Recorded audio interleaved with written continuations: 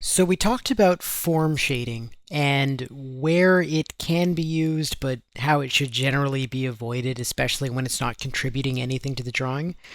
But there is something related that we actually use a great deal, especially when digging into texture and this kind of detail, and that's cast shadows.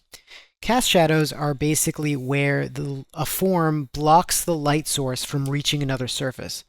And so it leaves a large shadow shape on top of that surface. It projects it. It doesn't keep that shadow shape on the form itself like it does with form shading, but instead it projects it right onto another surface. And this is extremely useful. I will go into why it's particularly useful in another video, but here we're just going to hammer out why it's relevant to textures.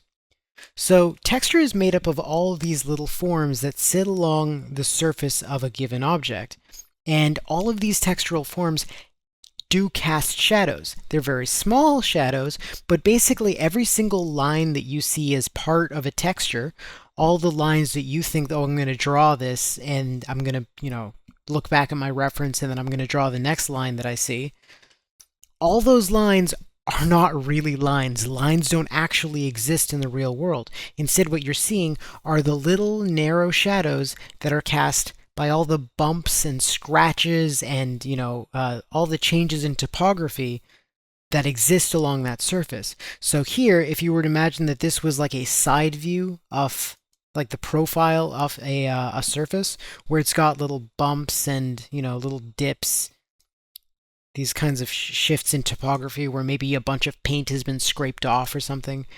These all will cast shadows as shown here. Just imagine that the light source were coming from an angle like this. You're going to have all these shadows coming out on this side of the forms. They're not going to be outlining the form entirely, because again, line does not exist. You're just getting all these shadows falling on the opposite side of the light source. So this is essentially how people often think about portraying forms. So when we're constructing our forms, we often think in terms of building them out with clear form shading on one side, the side away from the light source is darker and, all that stuff. But of course, as I mentioned in the other video, that's not what we do here. And there's reasons for this. We instead want to leverage these cast shadows because they do a lot more for not just describing the form that's casting them. Form shading does technically do that as well, but they also can describe the forms that are around them. So if you were to imagine another box on top of this one,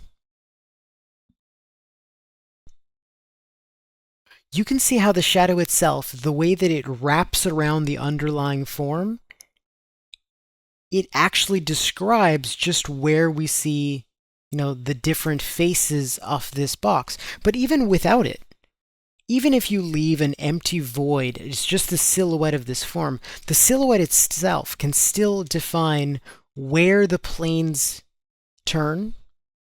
So your brain will extrapolate that, oh, there's a corner here, because there has to be. You don't have to actually define those things, and the less line work that we have to put down, generally the better, especially when we're dealing with texture, because we want to avoid any situations where we're putting down so much line work that we're drawing attention to a particular place without intending to.